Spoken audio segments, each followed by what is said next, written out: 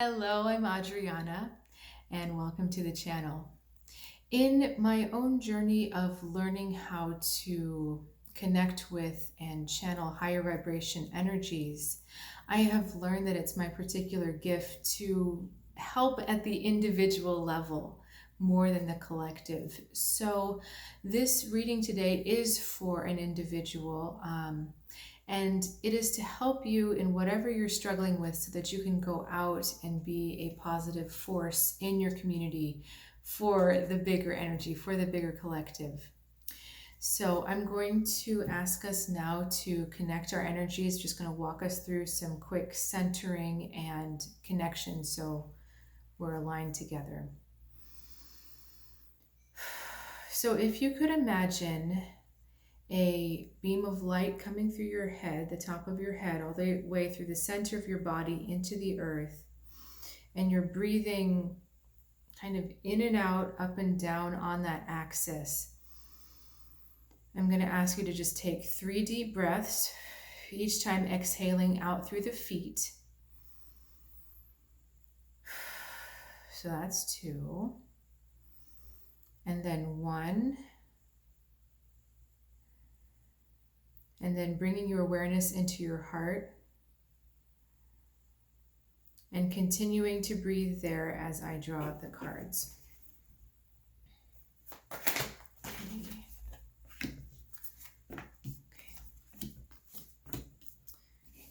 All right. So the card that came out for you first was Prince of Pentacles. So we are talking to a very practical soul. Someone who likes to, I feel like this is more of a linear energy, more of a, what's the word, literal energy. So you don't talk in metaphors and vaguenesses. You like very concrete things. You like to know facts, concrete terms and exactly what things are. There is something in your path right now that is stopping you in your tracks. You're not wanting to move forward, even though you are knowing that you need to. There's also a fear of showing up in a bigger power than what you feel you have. It's almost like you're being asked to step into some shoes that you feel are too big for you to fill, and rather than fail, you'd rather just not try it at all. And so what's interesting is that you are, although this is the way you feel, what you're doing on the outside is completely different. You're throwing a lot of action. You're throwing a lot of activity, Prince of Wands, into the situation. You make it look like you're trying harder and harder and harder on the outside. But on the inside, we have a very strong inner resistance, 5 of Pentacles and 8 of Swords. And so even though you look like you're very busy, on the inside, there's this kind of immovable concrete. I know I said that a few times before, concrete facts, but there is like this, it's almost like a big stone that refuses to budge and won't let go of where you feel safest. Okay, there's something else about the horse here. What's going on with the horse? So I guess this is a little bit different. The horse doesn't have blinders on, although this one doesn't either. So maybe it's just a style of the bridle.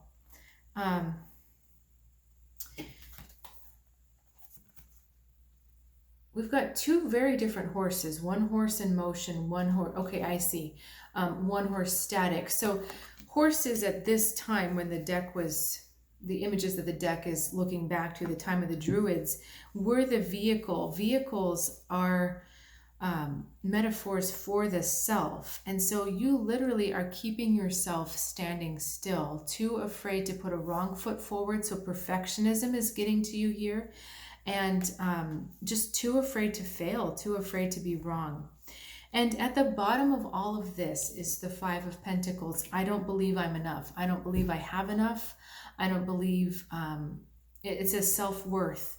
Your self-worth is being challenged, and that self-worth is causing you to lack your confidence and to doubt your own confidence. Even though there are other indications that tell you that this lack of confidence is not warranted.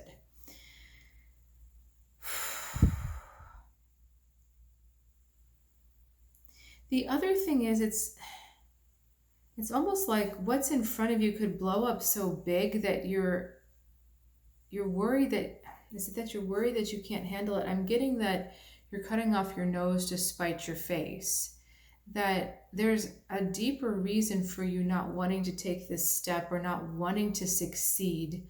I'm going to say financially, monetarily. And it's feeling like it's connected to a male energy, like a father type of issue. I don't know if it's about not wanting to usurp the father or some kind of dissonance in the father's attitudes towards success and money. What is affecting the soul this time? Okay, 3 of Wands, Chariot, and the Princess of Wands. Okay, you feel like this father energy, and when I say father, it could be literally your father. No, I am feeling like this is your father. Your father had this tendency to push ahead with blind faith, that he had a vision and he had this kind of very open heart or pure way of looking at the world. Or maybe it's more like a pure hope. Like when he saw a good idea, he's like, oh, that's such a good idea. It's going to work out. It's a dreamer type of energy. If I just follow my heart, if I just follow what I feel is true, then it'll work out just because it does. And so he would charge full steam ahead without having a lot of concrete plans, and a lot was left undone in his wake. So it's kind of like there was this flitting from side to side, or we get kind of part of the way there and then he'd have to jump onto something else. And you saw that as destructive. And so that is why you find yourself being overcautious in your own career, in your own life. And I also feel like it affects your personal life, because that just open-hearted, I'm going to go for it, I'm going to do it, just full steam ahead. And it's like jumping into the deep end without actually knowing how deep it is. You're the type of person that wants to know exactly how many feet and exactly how many inches, whereas this father figure's like, it's a deep end, let's just go. I know I'll be okay. And sometimes he was, and sometimes he wasn't. But that scarring is causing you to hold yourself back from an opportunity that could really be very good for you in terms of growth, in terms of satisfaction, and in terms of competence. You keep yourself smaller. You keep yourself in roles that really don't suit the power within you.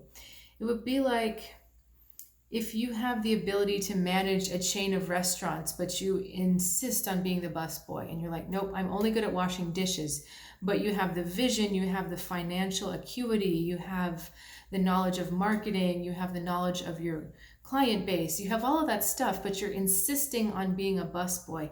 That's what's happening right now. That's the kind of the big contrast between what's going on and what could be happening.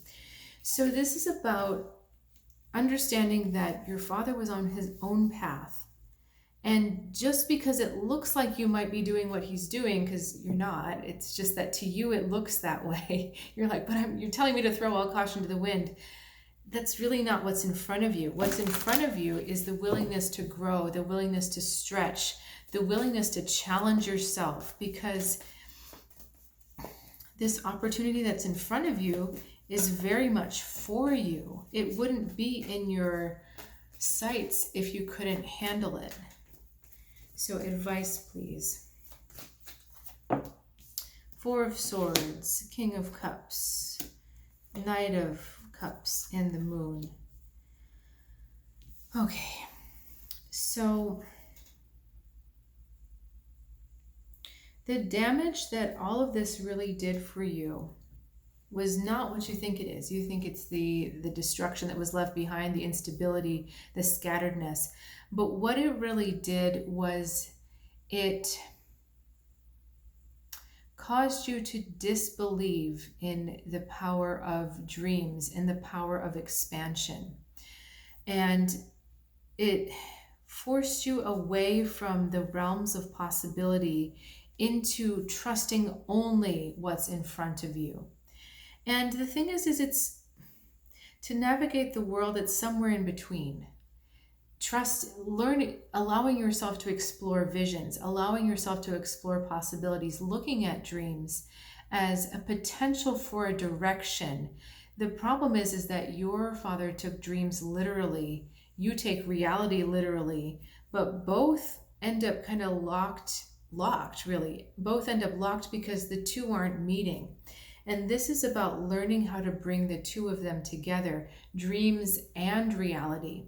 So looking at dreams for what they are, they're possibilities, they show desire, they show you something deeper than what they're actually saying. So, the American dream, the dream of you can do whatever you want and become successful, or you can have a house and children and white picket fence. What's underneath that? What is the desire lying underneath that? I mean, the desire for the picket fence and home is just that, a place to belong, a sense of security, and a place of belonging. And it's funny because that is something that our country as an entity has always struggled with. Where do we belong? What is our identity? Who are we? And the other, the ability to literally make dreams come true. The idea that hard work and vision can pay off. There's a lot of examples where that does happen.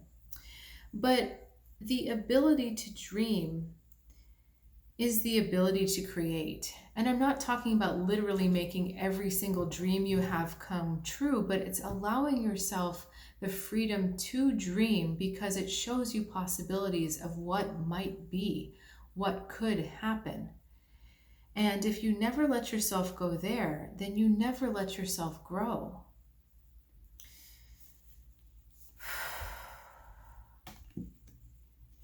And the best thing you can do is have a vision and have the know-how, is that the word I'm looking for?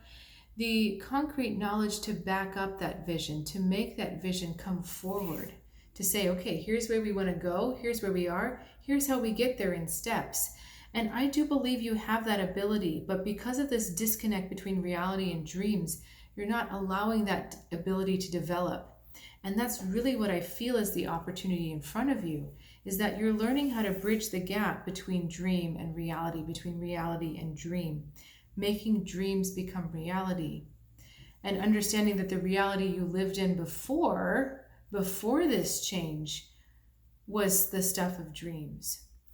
So that maybe gets a little esoteric. Is there any last information?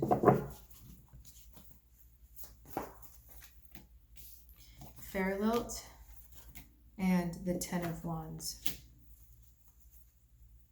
So the other thing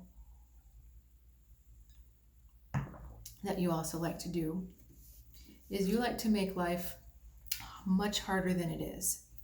And whenever opportunities present themselves to you where you could just flow, where everything would just unfold in a balanced, harmonious way for you, you tend to want to make it difficult.